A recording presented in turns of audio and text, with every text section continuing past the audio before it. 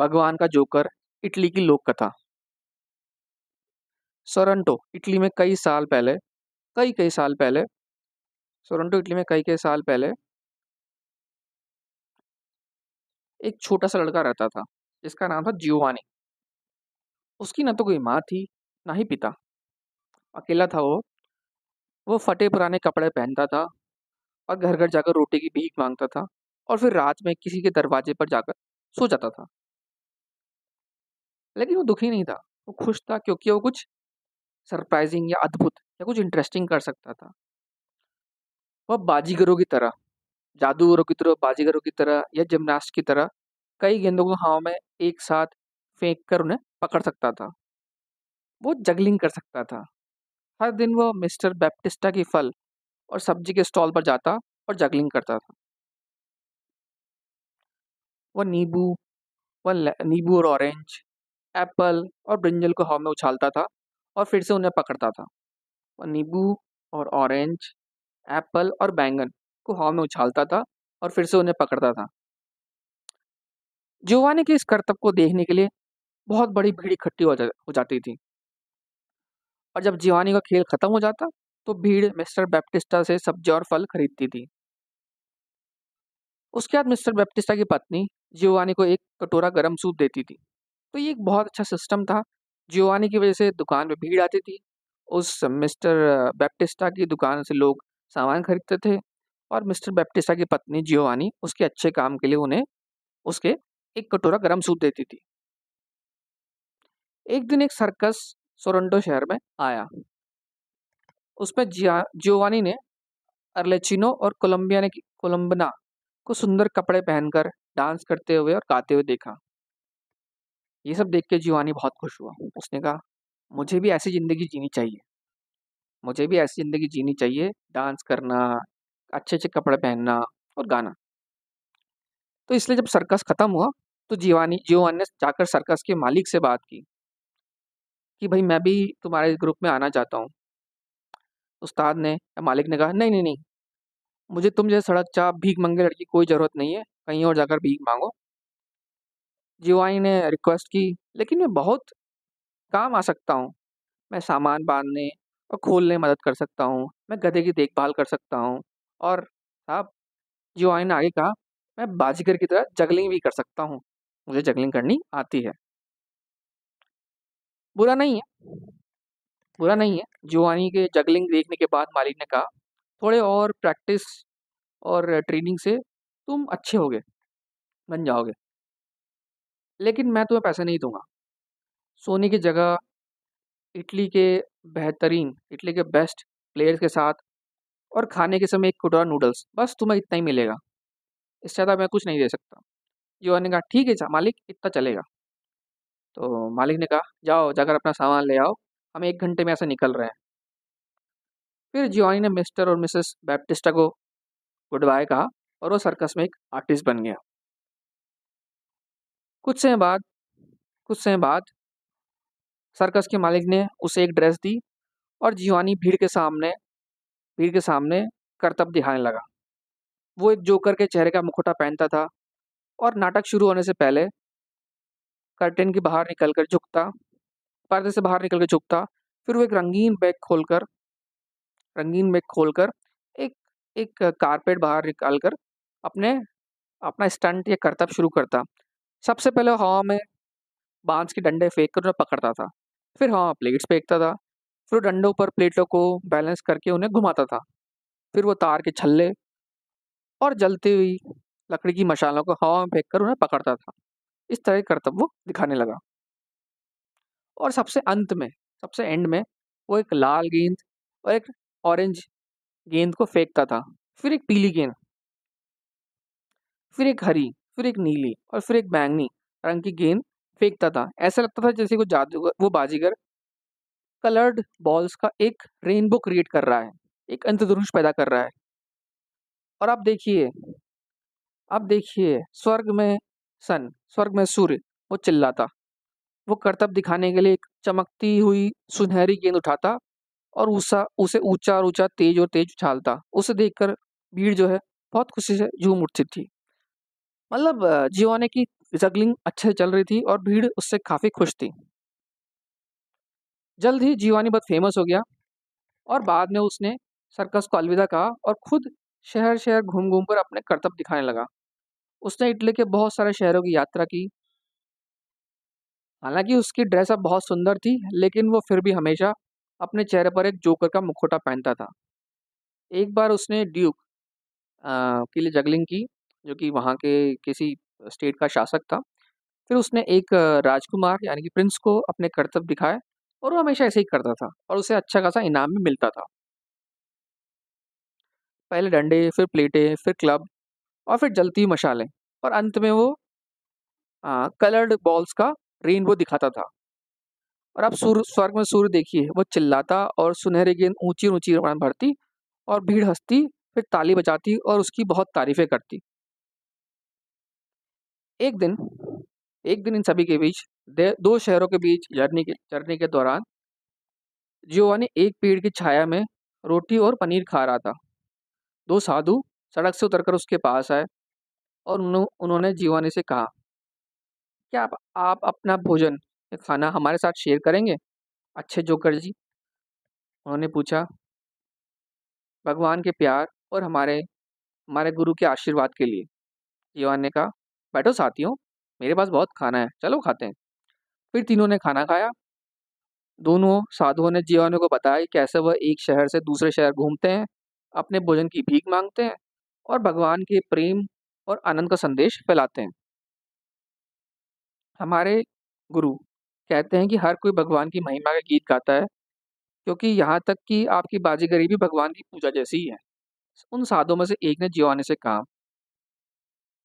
Giovanni ने जवाब दिया, "आपके जैसे लोगों के लिए ठीक है, लेकिन मैं केवल लोगों को हँसाने और तालियाँ बजाने के लिए अपने करतब दिखाता हूँ या ये जगलिंग करता हूँ।" साधुओं ने कहा, "बात वही है। अगर आप लोगों को खुशी पहुँचाते हैं अगर आप लोगों को खुशी पहुँचाते हैं या लोगों को किसी तरह से खुश करते हैं, तो आप भी भगवान की ही पूजा करते हैं।" जिहान ने कहा, "ठीक है, अगर आप ऐसा कह रहे हो तो मान लेता हूँ, लेकिन माफ़ कीजिए, मुझे अब अगले शहर के लिए जाना है। अच्छे भाइयों, अब अलविदा और आपको अपने आगे की यात्रा के लिए शुभकामनाएँ।" यह कहकर जियोवानी चल दिया और जियोवानी फिर जहाँ भी गया, उसके जादू, उसकी जगलिंग, उसकी रेनबो वाली एक्टिविटी से जा उससे वो पूरी दुनिया में या पूरी इटली में फ़ेमस हो गया और वो जहाँ भी जाता, भीड़ के चेहरे पर मुस्कान आ जाती, लोग हँसते और उसकी उसकी तारीफ़ों से उसकी तारीफ़ों की आवाज़ सब जगह गूंजती। उसकी कला की कद्र सब जगह होने लगी। इस तरह बहुत साल बीत गए। अब जियोवानी बहुत बूढ़ा हो गया और उसके लिए करतब दिखाना बहुत मुश्किल होने लगा था। लोग अब उसका शो देखने के लिए नहीं रुकते थे। लोग कहते, "वो एक पुराना जोकर है, जो चीज़ों को हवा में उछाल कर पकड़ता है। हम सभी ने उसे पहले देखा है, कुछ नया नहीं है।" उससे जियोवानी बहुत दुखी होता था। फिर एक दिन जब उसने करतब दिखाए, तो स्वर्ग में सूरज नहीं दिखा और जो जगलिंग में गेंदें वो उछाल रहा था, वो नीचे गिर गई और उसके चारों ओर खड़ी भीड़ उसका मज़ाक उड़ाने लगी। अब लोग खुश नहीं थे। फिर उसी भीड़ ने एक बहुत ही खराब काम किया। उन्होंने जियोवानी पर सब्जियाँ और पत्थर फेंके और उसे अपनी जान बचाकर भागना पड़ा। अब जियोवानी से लोग खुश नहीं थे। वो उसकी मज़ाक उड़ाते थे और जियोवानी का काम भी अच्छा नहीं चल रहा था और एक दिन जियोवानी पर सब्जियाँ और पत्थर फेंकना शुरू कर दिया उसी भीड़ ने। उसे वहाँ से भागना पड़ा। एक नाले के पास जियोवानी ने अपना जोकर का मुखौटा उतार दिया। उसने अपने डंडे, प्लेटें, रंगीन गेंदें छुपा दी। उसने अपनी ड्रेस भी उतार दी और कुछ और पहन लिया और उसने फिर हमेशा के लिए बाजीगरी करना छोड़ दिया। उसके पास जो थोड़ा-सा पैसा था उसके बाद इस सब होने के बाद जो थोड़ा-सा पैसा बचा था, वो बहुत जल्दी खत्म हो गया। उसके कपड़े फट गए। अब उसको खाने के लिए रोटियों की भीख माँगनी पड़ी और लोगों के दरवाज़ों पर सोना पड़ा, जैसा कि वो अपने बचपन में किया करता था। इन सब के बीच उसे अपने घर की याद आने लगी। उसने कहा, "अब अपने घर जाने का समय हो गया है।" उसने बुढ़ापा जो यानी जो बूढ़ा हो गया था, उसने कहा और वो वापस अपने शहर इटली के शहर सोरेंटो लौटा। जिस दिन वो सोरंटो वापस पहुंचा वो एक बहुत ठंडी रात थी। उस समय बहुत ठंड थी, तेज हवा चल रही थी और बर्फीली बारिश हो रही थी। वो लिटिल ब्रदर्स चर्च की ओर बढ़ा और वहां खिड़कियों पर अंधेरा था। गीला और ठंडा बूढ़ा जवानी चर्च में जाकर अंदर घुस गया और वो एक कोने में जाकर लेट गया। जल्द ही वो सो गया। सुबह को संगीत ने उसे जगाया। तो चर्च मोमबत्तियों और रोशनी से हिल उठा था और लोग गा रहे थे, ग्लोरिया ग्लोरिया। इतनी खूबसूरती देखकर जियोवानी को अपनी आंखों पर विश्वास नहीं हो रहा था। पुजारियों, पादरियों, नन्स और जो इस शहर के लोग हैं उनका एक लंबा जुलूस अच्छे गिफ्ट लेकर चर्च से होकर जा रहे थे। सब ने अपने अपने गिफ्ट्स को एक महिला और उसके बच्चे की मूर्ति के सामने रखा। ये सब क्या है? जियोवानी ने पास में खड़ी एक महिला से पूछा। बूढ़े आदमी, तुम्हें नहीं पता? आज पवित्र बच्चे यानी कि पवित्र बच्चे जीसस क्राइस्ट का बर्थडे है। आज आज पवित्र बच्चे जीसस क्राइस्ट का जन्मदिन है, महिला ने कहा। इसलिए आज इन उपहारों की बारात है या सब लोग बर्थडे गिफ्ट लेके आ रहे हैं। और उसके बाद सब लोग गाने लगे, बर्थडे सॉन्ग गाने लगे। और इस सॉन्ग के खत्म होने तक जियोआनो बड़े सरप्राइजिंग वे में सबको देखता रहा। फिर धीरे धीरे चर्च खाली हो गया और लेडी और चाइल्ड के चारों ओर चमकदार जलती हुई मोमबत्ती को छोड़कर बाकी सब जगह अंधेरा छा गया। जियोवानी मूर्ति के करीब गया।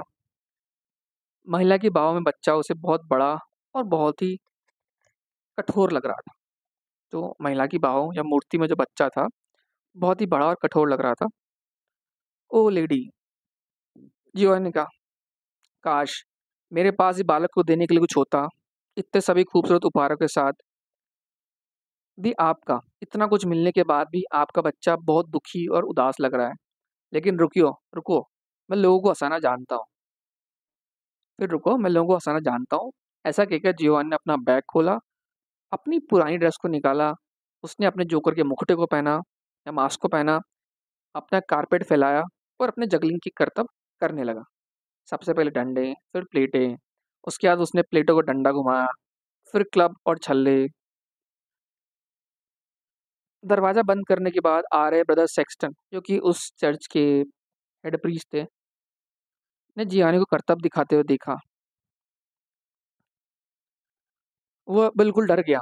फादर फादर वो चिल्लाया और फिर इस चर्च के जो मेन प्रीस्ट थे उनको बुलाने के लिए दौड़ा। और वो जाके बोला, फादर यहाँ पे कुछ अधर्म हो रहा है, यहाँ पे कुछ अच्छा नहीं हो रहा, जल्दी चलो। लेकिन जियोआनी ने ना तो ब्रदर सेक्सटन को सुना, ना ही किसी को देखा। और अब बच्चे को देखकर मुस्कुराते हुए जियोआनी ने कहा, पहले लाल गेंद, पहले लाल बॉल, फिर ऑरेंज, फिर येलो, फिर ग्रीन, फिर ब्लू और फिर बैंगनी। और सारी की सारी गेंदें हवा में एक रेनबो की तरह दिख रही थी, एक इंद्रधनुष की तरह दिख रही थी। और अंत में जियोआनी ने चिल्लाया, स्वर्ग में सूरज।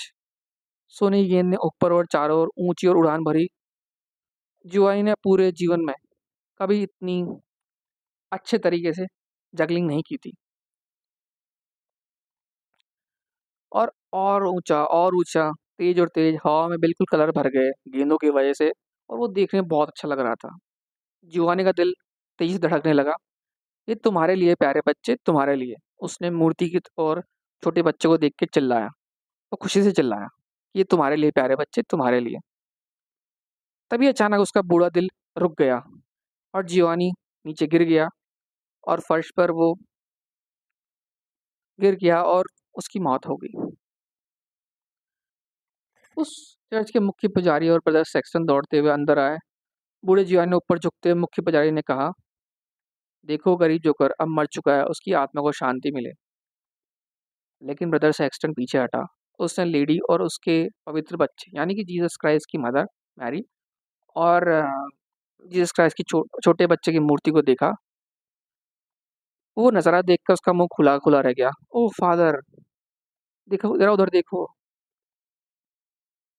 वो बच्चा मुस्कुरा रहा था, जीसस क्राइस्ट मुस्कुरा रहा था और उनके हाथ में सुनहरी गेंद थी।